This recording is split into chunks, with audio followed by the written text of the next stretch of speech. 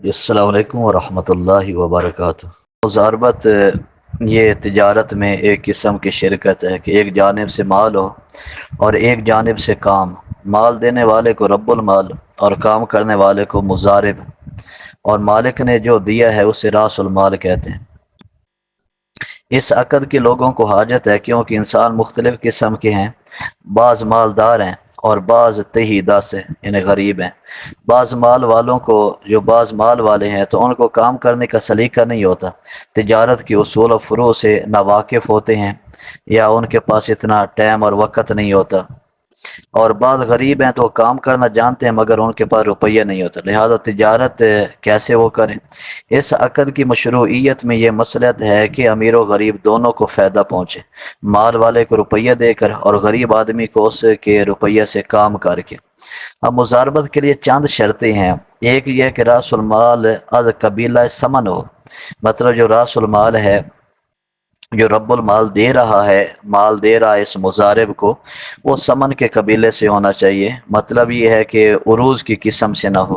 وہ سمن ہو، مطلب جو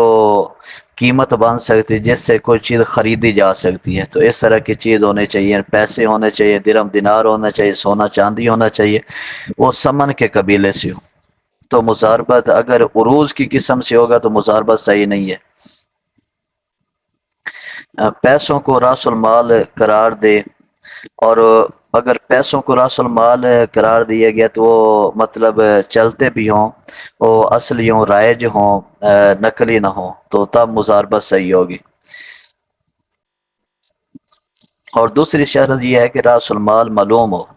اگرچہ یہ راس المال معلوم ہونا چاہیے کہ اتنے پیسے تجھے دیے جائیں گے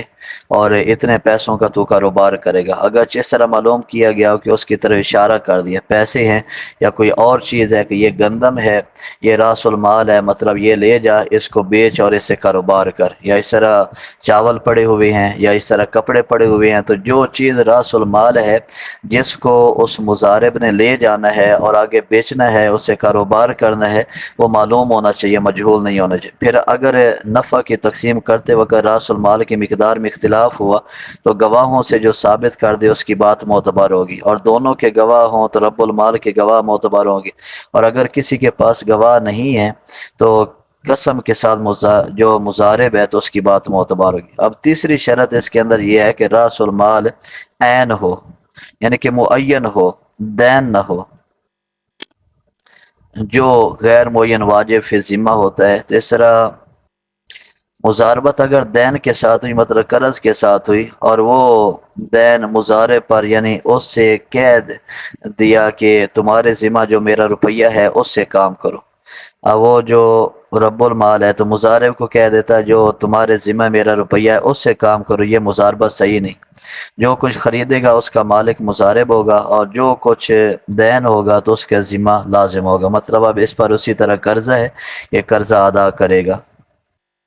اب یہ تیسری شرط ہے کہ راس المال عین ہونا چاہیے، یعنی معین ہونا چاہیے، اور دین نہیں ہونا چاہیے، قرضہ نہیں ہونا چاہیے، تو یہ اس کے اندر تیسری شرط ہوگی۔ اور چوتھی شرط یہ ہے کہ راس المال مضارب کو دے دیا جائے، یعنی اس کا پورے طریقے سے، پورے طور پر جو مضارب ہے اس کا قبضہ ہو جائے اور رب المال کے قبضہ سے نکل جائے، یہ اس کے اندر یہ چوتھی شرط ہے۔ اور پانچویں شرط یہ ہے کہ نفع دونوں کے مابین شائع ہو، یعنی کہ اس انداز میں ہونا چاہیے کہ وہ جو رب المال ہے وہ راس المال دیتا ہے مضارب کو، اس کو کہتا ہے کہ جو نفع ہوگا نصف تیرا ہوگا، نصف میرا ہوگا، یا اس طرح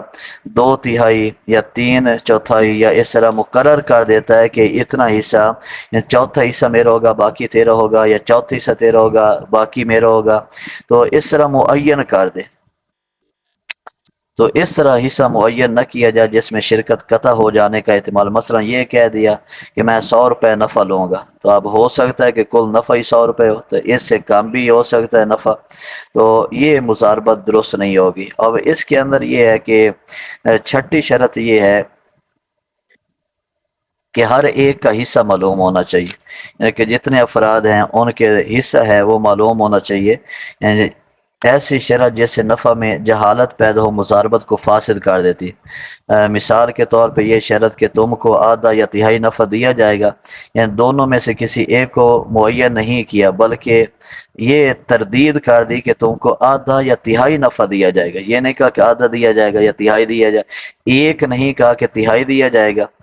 یا اس طرح اس نے یہ کہا کہ آدھا یا تہائی دیا جائے گا، تو اب یہ مقرر تو نہ ہوا کہ آدھا دیں گے یا تہائی دیں گے، یہ بھی مضاربت کو فاسد کر دے گی۔ اس طرح مضارب کے لیے نفع دینا شرط ہو، مطلب جو مضارب ہے تو اس کے لیے نفع دینا شرط ہو، یہ نہ ہو کہ جو راس المال ہے اس سے تجھے حصہ دیا جائے گا، یہ ہونا چاہیے کہ جو مضارب ہے اس کو کہا جائے کہ جتنا نفع ہوگا اس میں سے تجھے دیا جائے گا، یہ نہیں ہے کہ جو اصل مال ہے تو اس سے دیا جائے گا۔ تو یہ بہرحال اور بھی شرطیں، یہ 7 شرطیں ذکر کی گئی، اور اس کی تفصیل اگر دیکھنی ہو مضاربت کی تو یہ بحر شریعت حصہ یہ جلد نمبر 2 میں، اور اس کا حصہ نمبر 14 ہے، تو اس کے اندر اس کی مکمل تفصیل دیکھی جا سکتی۔